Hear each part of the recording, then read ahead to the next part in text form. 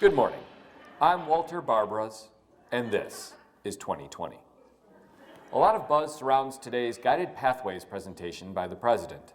2020 will provide live coverage of the President's remarks a little later in the broadcast. For more on this story, let's go on location with Philip Stones. Philip? Philip? Is he in the right location? There appears to be a technical issue with the live feed. We'll check back with Philip shortly. Now, we'll catch you up on all the latest campus news. In addition to the Guided Pathways initiative, today's program also includes a presentation on middle states. As more and more people are realizing, middle state syndrome is a complex and often misunderstood condition.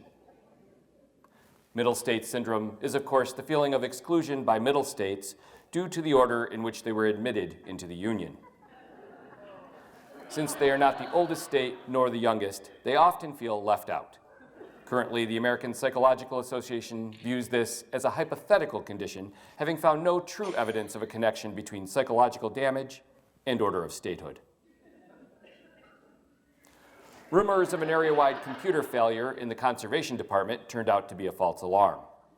After a brief investigation, it was discovered that a member of the timber sports team had indicated that there were login issues, and his statement was misinterpreted. All areas are reminded that the disposal of hazardous waste must be cleared through enterprise risk management. For those not familiar with the Department of Enterprise Risk Management, you may recall that they first garnered attention when they revoked the license of Captain James T. Kirk, due to the unusually high turnover rate amongst employees clothed in red and the total loss of his company-owned vehicle. Now we're going to check back in with Philip Stones at the Guided Pathways location. Philip?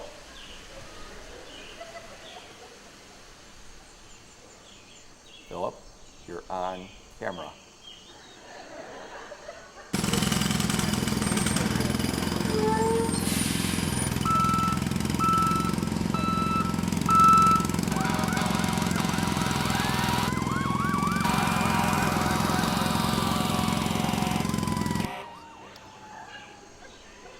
Thank you, Philip.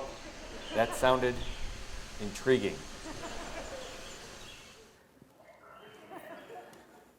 In further news, the math department continues to lobby for a figure skating team. While representatives of the department admit that there are several factors preventing this from happening, they deny that there's any conflict in the math department. Instead, they see this as a simple case of division. The campus police are still on alert at this hour for a mysterious stranger reportedly spotted in the IT area. This individual has been cited at least twice in IT and is described as having a pale complexion, red hair, and large feet. They were last seen carrying a red balloon. If you should see someone matching this description, do not approach them. Instead, please notify the campus police immediately.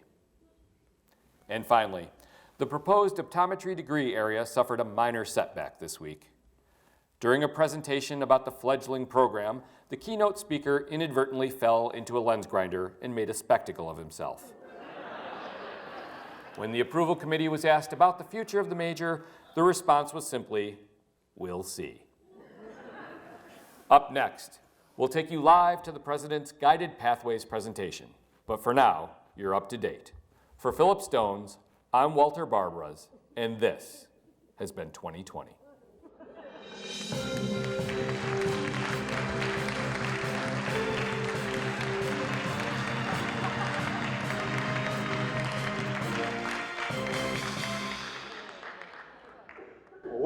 Welcome home. Happy New Year. Glad to have everybody back. This is great to have you back. It's been quiet, as you know. If you're here over the holidays, it's nice to have everybody back because the energy starts to get ready for what we're really here for, and that's for bringing students here and making a difference for students. So welcome.